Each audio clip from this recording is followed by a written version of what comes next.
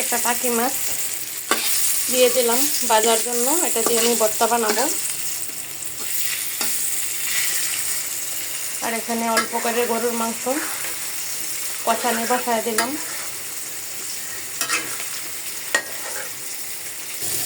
মাছটা ভাজা হয়ে গেছে, দিয়ে দিলাম পেঁয়াজ রসুন আর কিছু কাঁচামরিচ।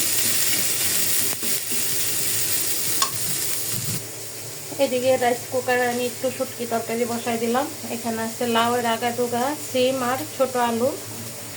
এখানে আমি শুটকি কষানি বসাই দিলাম।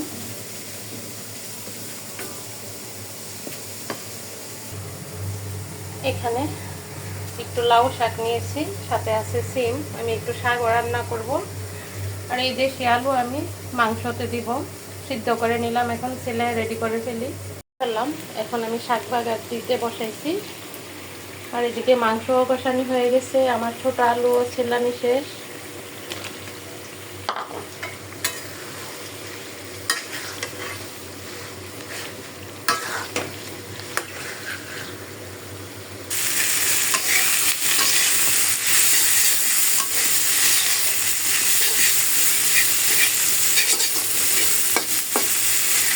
আসসালামু আলাইকুম প্রিয় ভাই বোনেরা, সবাই কেমন আছেন? আশা করি ভালো আছেন।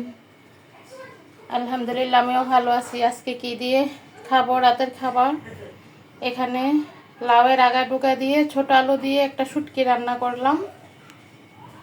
আর এখানে ছোট আলু দিয়ে গরুর মাংসর ঝোল তরকারি।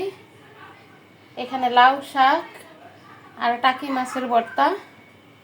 গরম ভাতের সাথে এই রেসিপিগুলো থাকলে পাতিলের ভাত কিন্তু মুহূর্তেই শেষ হয়ে যাবে। সবাই ভালো থাকবেন। আসসালামু আলাইকুম।